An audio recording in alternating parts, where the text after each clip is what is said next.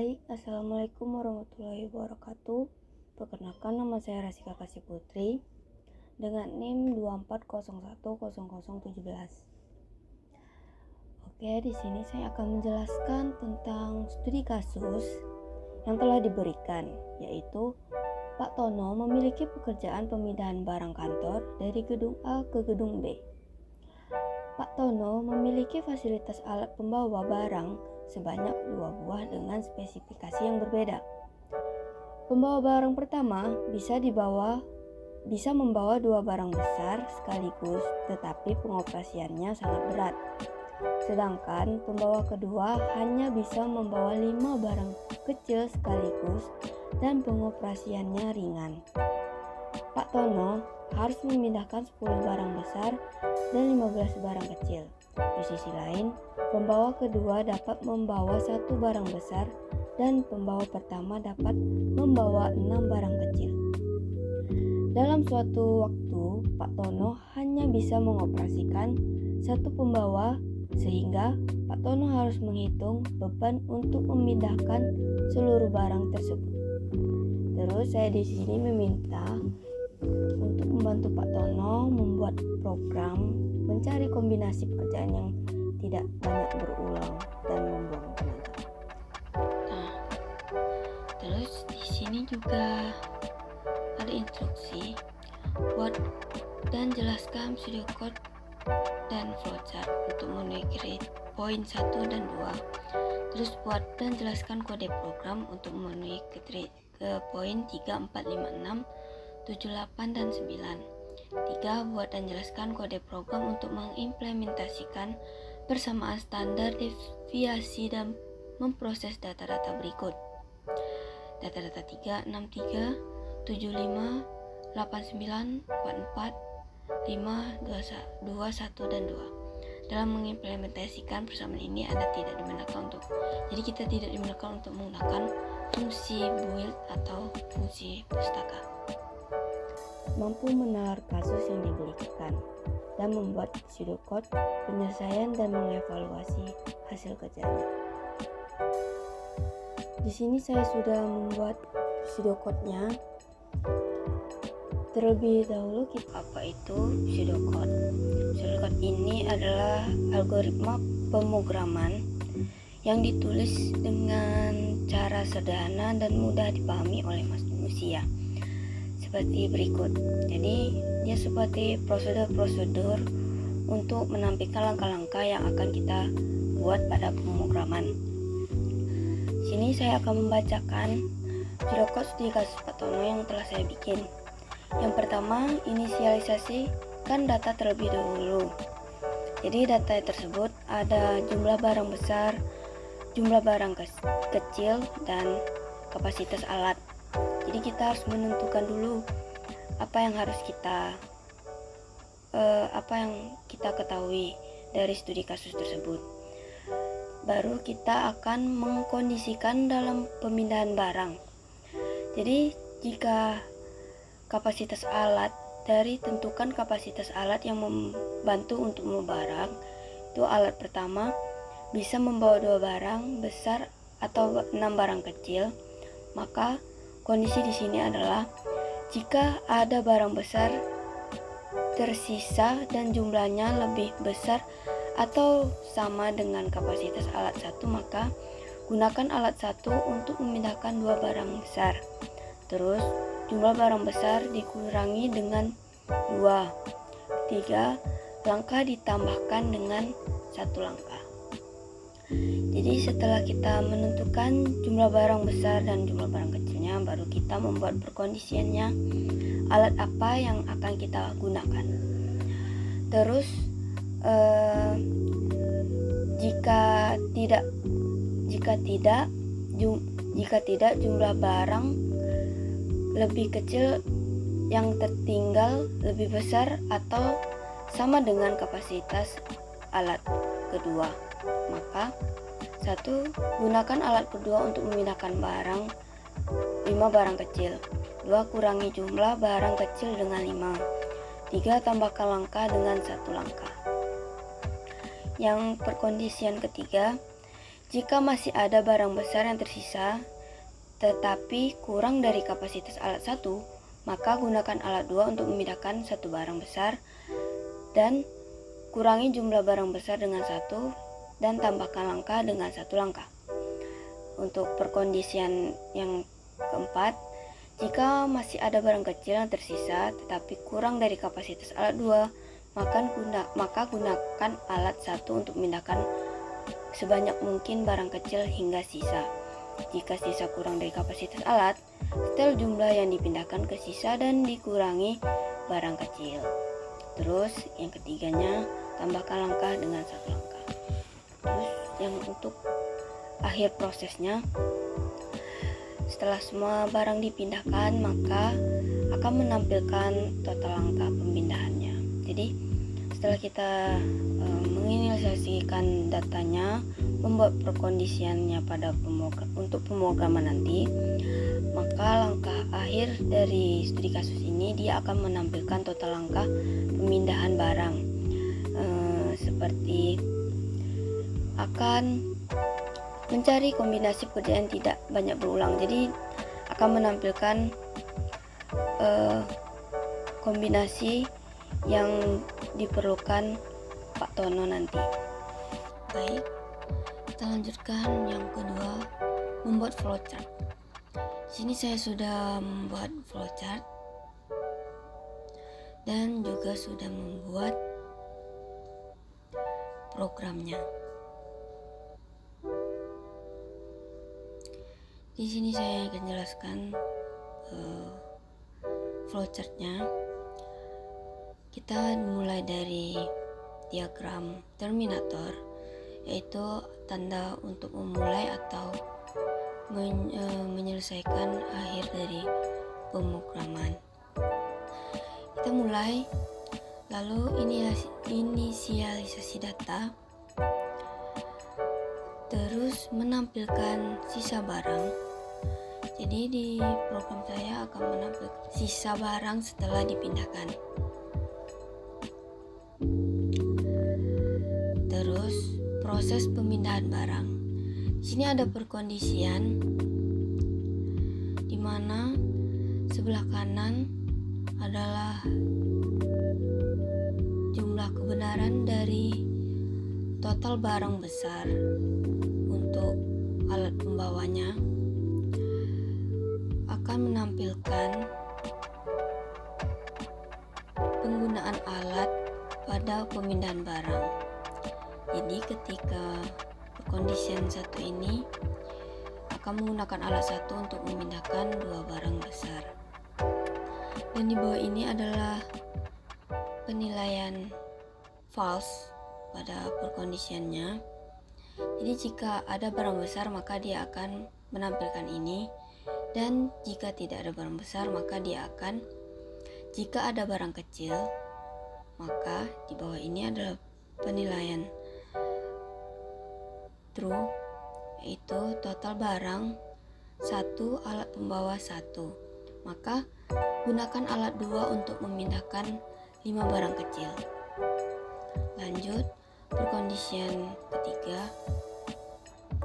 Di sini ada, jika total barang kecil lebih besar daripada 0, maka total barang akan menampilkan gunakan alat 2 untuk memindahkan 1 barang besar.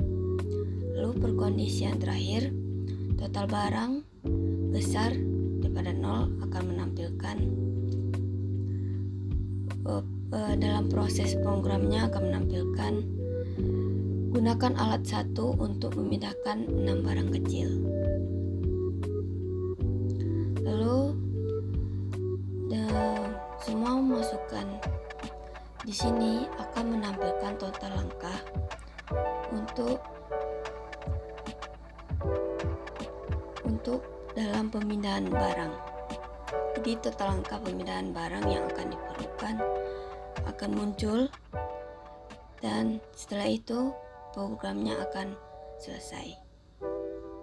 Baik, di sini akan saya jelaskan tentang poin ketiga, yaitu mampu menjelaskan 6 tipe data dan memberikan contoh penggunaannya.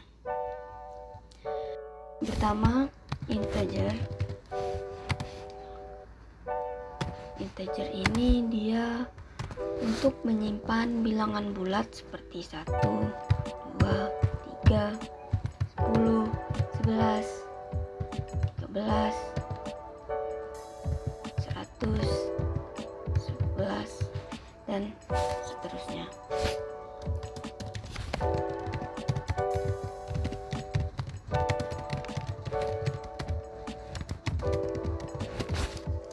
Terus tipe data string.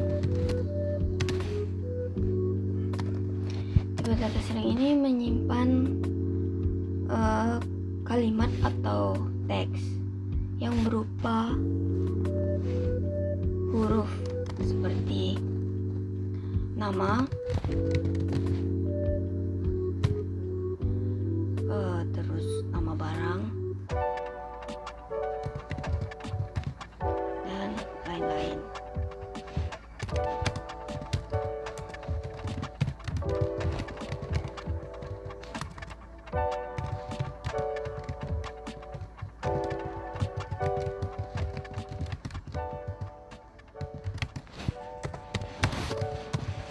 Terus yang ketiga yaitu float. Float ini digunakan untuk menyimpan nilai bilangan desimal seperti bilangan berkoma 1,23, 100,1, terus pakai titik aja ya.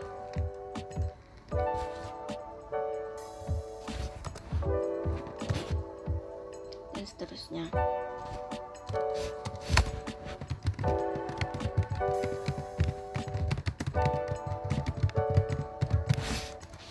Terus yang keempat ada char.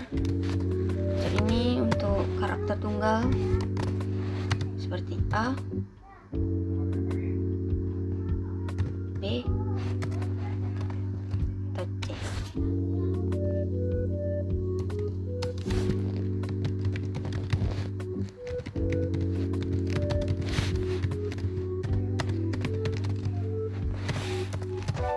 Terus yang kelima ada boolean.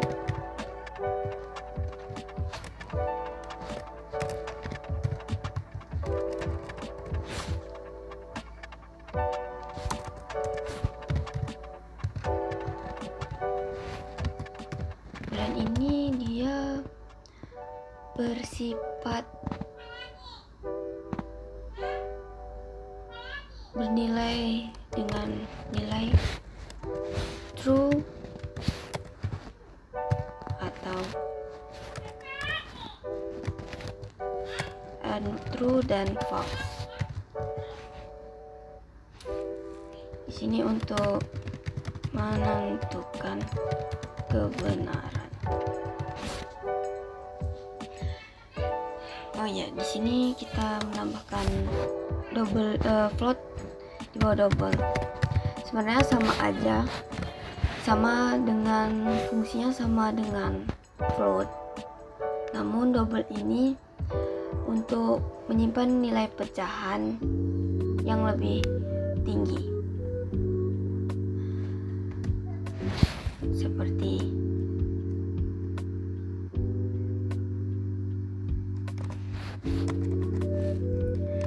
seperti 100 titik 10, 300 titik 300.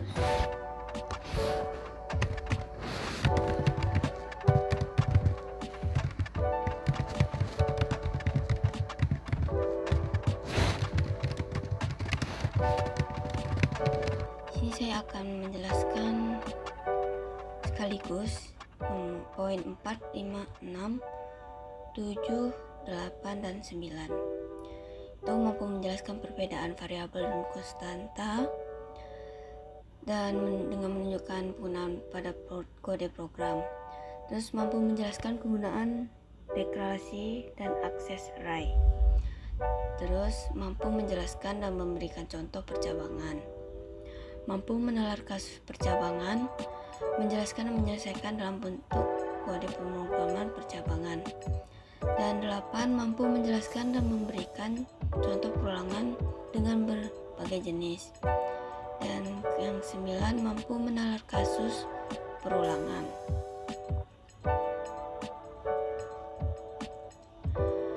Baik, yang pertama yaitu tentang variabel dan konstanta. Apa itu variabel? Variabel adalah nilai yang bisa berubah, seperti bilangan. Variabel seperti bilangan umur sama dengan 11. Ini adalah bilangan variabel. Untuk bilangan konstanta adalah bilangan yang tidak dapat diubah setelah kita mendeklarasikan sebuah konstanta tersebut, seperti Pi sama dengan 3,17. Karena Pi ini kita sudah mendeklarasikan dengan angka 3,17. Seperti inilah bentuknya. Kita akan menjelaskan tentang array. Array itu ada dua, yaitu array 1 dimensi dan array 2 dimensi.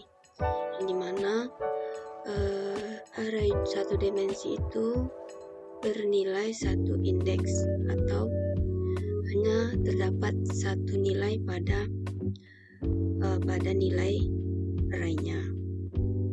Kalau array 2 dimensi, di sini kita juga di program ini juga kita mengenakan array 2 dimensi, yang dimana jumlah nilai pada indeksnya itu ada 2. Di sini dalam matematika bisa disebut juga di sini sebagai matriks, yang dimana kita bisa menentukan baris dan kolom dalam sebuah nilai tersebut. Di sini ada nilainya. Di sini ada 2 nilai, yang dimana ada nilai besar dan kecil, yaitu barang besar dan barang kecil. Fungsi IOStream untuk menampilkan outputnya atau inputnya nanti. Terus di sini ada void transfer barang, int referensi, jumlah, int kapasitas alat, int referensi langkah, dan constring referensi pesan. Di sini kita menggunakan tipe data integer karena nanti akan menampilkan nilai yang berbentuk output yang berbentuk bilangan bulat. Jadi mengapa kita menggunakan simbol ini, simbol referensi? Karena bertujuan untuk mengembalikan atau memodifikasi nilai ke fungsi. Jadi di sini kita menggunakan tanda ini untuk setiap kali kita mengubah jumlah dalam fungsi, maka perubahan tersebut juga akan dapat dilihat di luar fungsi. Baik, di dalam ini ada suatu kondisi jika jumlah besar sama dengan kapasitas alat, terus jumlah kurang sama dengan kapasitas alat, maka jumlah sama dengan 0. Terus langkah akan bertambah dan menampilkan sisa dari barang tersebut. Di sini ada fungsi int main. Sudah dijelaskan tadi bahwa ini kita inisiasikan dulu barangnya dengan menggunakan array 2 dimensi.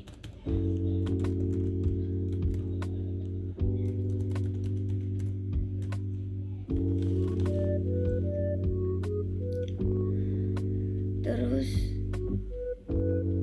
ada int total langkah sama dengan 0. Ini adalah variabel untuk menghitung total langkah pemindahan barang. Ada perulangan untuk menampilkan penggunaan alat dan memindahkan barang nanti. Sini kita menggunakan perulangan while. Yang kita ketahui ada 3 perulangan, yaitu for, while, dan do while. Nah, di sini saya akan menjelaskan tentang bagaimana perulangan ini jika memiliki di dalam perulangan ini ada kondisi tertentu. Jadi while total barang 0 lebih besar daripada 0 atau total barang bernilai 1 besar dari 0. Perulangan ini akan terus berjalan selama ada barang besar atau barang kecil yang tersisa. Di sini ada percabangan. Yang kita ketahui ada 3 percabangan, yaitu if, else, dan switch case. Sini saya menggunakan percabangan if dan else if. Mana di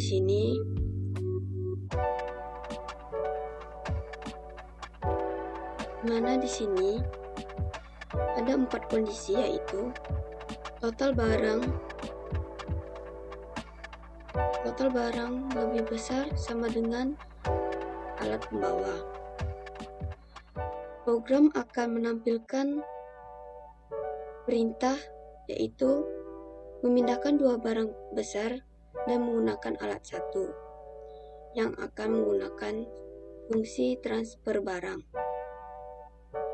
Terus perkondisian yang kedua, sini ada if total barang 1 lebih besar sama dengan alat pembawa, maka program akan memindahkan 5 barang kecil menggunakan alat 2 dan fungsi transfer barang.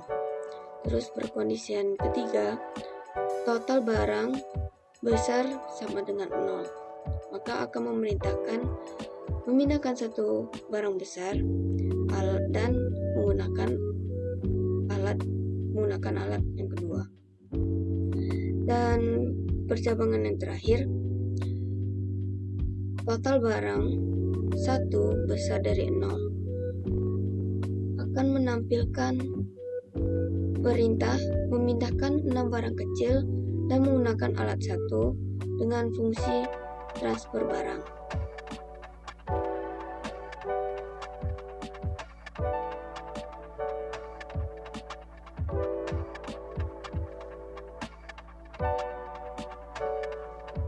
Nah, jika masih ada barang kecil yang tersisa, maka program akan memerintahkan bagian akhir ini. Percabangan dari program ini akan mencatat masing-masing kapasitas alat untuk pemindahan barang. Dan yang terakhir yaitu total langkah pemindahan barang yang diperlukan. Jadi akan menampilkan total langkah, lalu sisa barang dari pengangkatan barang tersebut.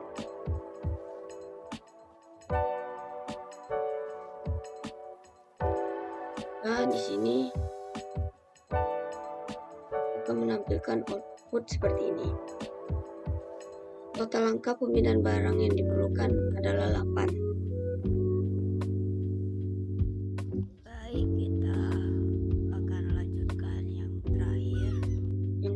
terakhir yaitu tentang studi kasus pengimplementasian persamaan tanda deviasi pada data berikut. Ini saya sudah buat programnya. Jadi ada fungsi CMAT digunakan untuk matematika SQRT untuk menghitung akar kuadrat dalam standar deviasi. Terus di sini fungsi menghitung rata-rata dari data yang ada di dalam array. Di sini kita menggunakan tipe data double. Mungkin nanti nilainya kita akan menentukan konstanta variabel tersebut adalah berbentuk pecahan. Dihitung rata-rata. Int nilai array di sini akan menyimpan sebuah nilai dan int jumlah. Lalu kita deklarasikan dulu double total nilai sama dengan 0,0. Terus di sini ada perulangan inti ini adalah sama dengan 0. I ini menunjukkan bahwa adalah sebuah nilai dari 0. I lebih kecil dari jumlah, maka I akan bertambah. Jumlah I akan bertambah atau 0 ini jumlahnya akan bertambah. Jadi total nilai akan tambah sama dengan nilai I. Terus akan menjalankan total nilai dibagi dengan jumlah. Return ini digunakan untuk mengembalikan nilai. Terus di sini ada fungsi untuk menghitung standar deviasi dari data dalam array. Menggunakan tipe data double, hitung standar deviasi. Int nilai array, int jumlah. Double dan deklarasi rata-rata untuk mendapatkan rata-rata data. Data nilai jumlah. Terus ini untuk menyimpan jumlah kuadrat selisih antara tiap elemen dan rata-rata. Terus menghitung nilai I, menghitung nilai yang berjumlah 0 dikurang rata-rata pangkat 2 untuk setiap elemen. Menggunakan perulangan or int I sama dengan 0, int kecil dari jumlah, dan increment. Double selisih sama dengan selisih I, selisih sama dengan dikurang rata-rata. Menghitung perbedaan antara setiap elemen dan rata-rata. Terus total selisih akan ditambah sama dengan selisih dikali selisih. Hitung kuadrat dari perbedaan tersebut dan menambahkan ke total selisih kuadratnya. Terus menghitung variansi. Varians sama dengan varians kuadrat dibagi jumlah. Di sini dihitung dengan membagi jumlah kuadrat selisih dengan jumlah elemen. Akan mereturn SQRT, menghitung akar kuadrat dalam varians untuk mendapatkan standar deviasi. Terus implementasikan di dalam fungsi, lalu mengimplementasikan nilai yang sudah ditentukan, yaitu 3, 6, 37, 35, 9, 44, 52, 12. Array yang diisi ini adalah data yang ingin dihitung, rata-rata dan deviasinya. Di sini keluarannya akan mengeluarkan rata-rata dan standar deviasi pada nilai.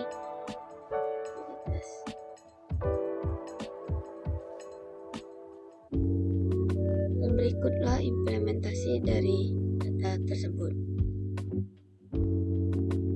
Baik, sekian, terima kasih. Assalamualaikum warahmatullahi wabarakatuh.